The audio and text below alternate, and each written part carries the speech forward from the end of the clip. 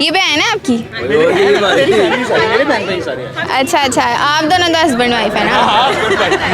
चलेंगे। ਚੂਸ ਨਹੀਂ ਯਾਰ ਕਿ ਤੁਹਾਡੀ ਸਿਹਤ ਆ ਪਹਿਲੇ 15 ਦਿਨ ਤੁਸੀਂ ਫੁੱਲ ਰਨ ਮਰੀਦੀ ਕਰਨੀ ਹੈ ਪਹਿਲੇ 15 ਦਿਨ ਮਹੀਨੇ ਦੇ ਤੇ ਉਸ ਤੋਂ ਅਗਲੇ 15 ਦਿਨ ਉਸ ਤੋਂ ਵੱਧ ਰਨ ਮਰੀਦੀ ਕਰਨੀ ਹੈ ਤੇ ਫੇਰ बीवी खुश रहनी है। है ना, आपको कैसा लगता है करवा के? बड़ा मजा आता है, समझ रहे हो?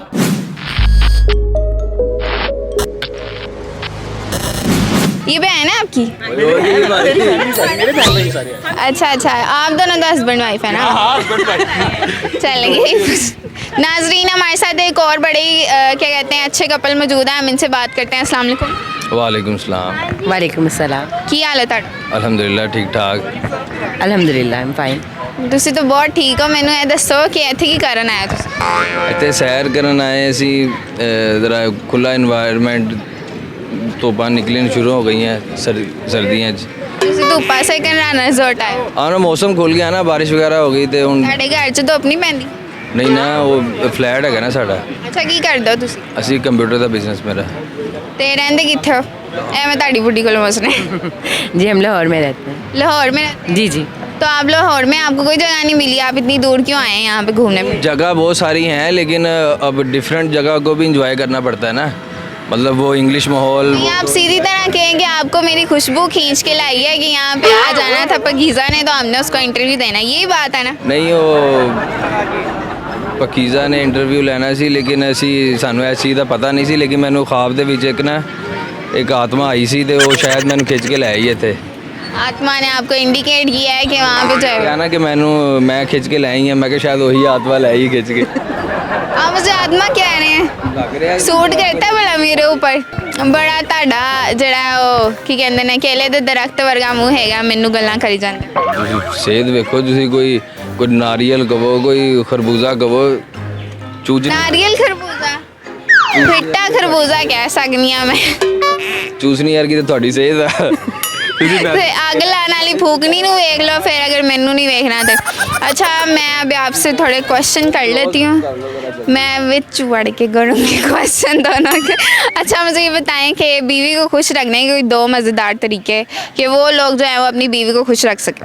बीवी को खुश रखने का बेसिकली तरीका एक ही है, लेकिन वो 2 स्टेप में बता देता हूँ कि पहले 15 दिन तुसी फुल रन मरीदी करनी है ਪਹਿਲੇ 15 ਦਿਨ ਮਹੀਨੇ ਦੇ ਤੇ ਉਸ ਤੋਂ ਅਗਲੇ 15 ਦਿਨ ਉਸ ਤੋਂ ਵੱਧ ਰਨ ਮਰੀਦੀ ਕਰਨੀ ਹੈ ਤੇ ਫੇਰ बीवी ਖੁਸ਼ ਰਹਿਣੀ ਹੈ। ਤੇ ਤਰੀਕਾ ਇੱਕੋ ਹੀ ਹੁੰਦਾ ਵਾ, ਸਿਰਫ ਰਨ ਮਰੀਦੀ, ਹੋਰ ਕੋਈ ਦੂਸਰਾ ਤਰੀਕਾ ਨਹੀਂ। आप भी रन मरीद है? ਬੜਾ ਵੱਡਾ ਮੈਨੂੰ ਦੱਸੋ ਇੱਥੇ ਜਿੰਨੇ ਖੜੇ ਆ ਉਹ ਕੋਈ ਇੱਕ ਕਹਿ ਦੇ ਕਿ ਮੈਂ ਰਨ ਮਰੀਦ ਨਹੀਂ ਹੈਗਾ। ਆ ਹੁਣੀ ਜਿਹੜਾ ਪਹਿਲਾ ਕਪਲ ਬੈਠਾ ਸੀ ਉਹ ਕਹਿ ਰਹੇ ਸੀ ਮੈਂ ਭਾਂਡੇ ਵੀ ਧੋਣਾ। ਹੁਣ ਦੱਸੋ ਇਸ ਤੋਂ ਵੱਡਾ ਕੋਈ ਰਨ ਮਰੀਦ ਕੌਣ ਹੋਊਗਾ ਜਿਹੜਾ ਦੁਬਈ 'ਚ ਰਹਿੰਦਾ ਹੋਵੇ ਤੇ ਆ ਕੇ ਵੀ ਭਾਂਡੇ ਧੋਵੇ, ਤੇ ਉਸ ਤੋਂ ਵੱਡਾ ਕੋਈ ਰਨ ਮਰੀਦ ਹੈ? अच्छा, आपको कैसा लगता है इनसे काम शाम करा के रन मुरीदी करते हैं आप? काम वगैरह तो ये कोई नहीं करते। हाँ, नहीं करते? बात मान लेते हैं बस। तो रन मुरीदी करते हैं ना, आपको कैसा लगता है करवा के?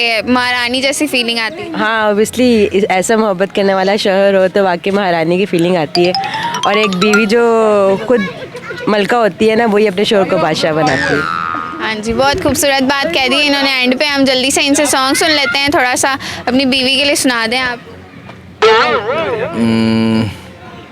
तेरे हाथ में मेरा हाथ हो, सारी जन्नतें मेरे साथ हों। छाड़ के देता है बस ਹੁਣ हो गया बस ये नहीं देना था। अच्छा, जन्नत में जो 72 हूरें मिलेंगी, आप चाहते हैं कि उनमें आपकी बेगम भी हो? जी जी बिल्कुल, वो हुरों की सरदार इंशाल्लाह बनेगी। अगर ये आपकी उन 72 हूरों में हुई तो बाकी 70 71 को ये निकाल देंगी, बर्दाश्त नहीं करेंगी? नहीं नहीं करेंगी, यहाँ पर बस नहीं चल रहा, उधर तो चलेगा हमारा। आप इस बारे में क्या कहना चाहेंगे? वो तो इंशाल्लाह मिलेंगी, लेकिन सरदारी मेरी होगी। ਤੁਸੀਂ ਇੱਥੋਂ ਹਿਸਾਬ ਲਾਓ ਕਿ ਇਹ ਉੱਥੇ ਵੀ ਸਰਦਾਰੀ ਸਾਬਤ ਕਰਨਾ ਚਾਹ ਰਹੇ ਤੇ ਇੱਥੇ ਮੇਰਾ ਕੀ ਹੁੰਦਾ ਹੋਏਗਾ? ਇਹ ਸਾਰੇ ਗਵਾਹ ਨੇ ਜਿਹੜੇ ਖੜੇ ਨੇ, ਮੇਰਾ ਕੀ ਹਾਲ ਆ? इतने आप तंग आए हुए हैं? नहीं नहीं तंग नहीं आया, मतलब देखो तंग नहीं आया, लेकिन ख्वाहिशात बहुत आ दिल दे विच जड़ियां ना अपनियां रोकनियां पै रही वा। हाँ, हज़ारों ख्वाहिशें ऐसी कि हर ख्वाहिश पे दम निकले। बहुत निकले आपके अरमा, फिर भी कम निकले। ਹਾਂ ਬਸ ਅਰਮਾ ਬਹੁਤ ਆ ਪਰ ਨਿਕਲਦੇ ਨਹੀਂ ਪਏ। ਕਿਹੜੇ ਅਰਮਾਨ ਤੁਸੀਂ ਪੂਰੇ ਕਰਨੇ, ਕਿਹੜੇ ਅਰਮਾਨਾਂ ਦੀ ਗੱਲ ਕਰ ਰਹੇ ਤੀਸਰੀ ਚੌਥੀ ਹੋਰ ਕੀ ਹੁੰਦਾ ਵਾ, ਇਹੀ ਅਰਮਾਨ ਹੁੰਦੇ। अच्छा, ये जो पहली बीवी होती है ये दूसरी तीसरी शादी की इजाज़त क्यों नहीं देती, क्या मसला है? बस यही कि जी मेरी जो चुदराहट है वो फिर उसकी चुदराहट? हाँ चुदराहट उसकी ख़त्म हो जाएगी ना। मतलब चलो ऐ नहीं पका के देगी, दूजी पका देगी, दूजी नहीं देगी तीसरी पका देगी, तो फिर ਬਣਾ ਕੇ ਨਹੀਂ ਦੇਣੀਆਂ। ਉਹੀ ਤਾਂ ਗੱਲ ਕਰ ਰਿਹਾ ਨਾ। ਹੁਣ ਇੱਕ ਰੋਟੀ ਦੇਗੀ ਤੇ ਉਹਦੀ ਮੰਨਣੀ ਪਏਗੀ, ਜੇ ਉਹਦੀ ਨਹੀਂ ਮੰਨਾਂਗੇ ਜਾਂ ਤੂੰ ਨਹੀਂ ਪਕਾ ਕੇ ਦਿੰਦੀ ਦੂਜੀ ਪਕਾ ਦੇਗੀ। ये ख्वाहिश है आपकी, निके निके चाह आपके। ਓਏ ਨਿੱਕੇ ਨਿੱਕੇ ਚਾਹ ਹੀ ਬੜੇ ਮਜ਼ੇਦਾਰ ਹੁੰਦੇ ਆ, ਤੁਹਾਨੂੰ ਪਤਾ ਨਹੀਂ ਹੈਗਾ। थैंक यू सो मच, बहुत अच्छा लगा आपसे बात करके। हम और लोगों से बात करते हैं।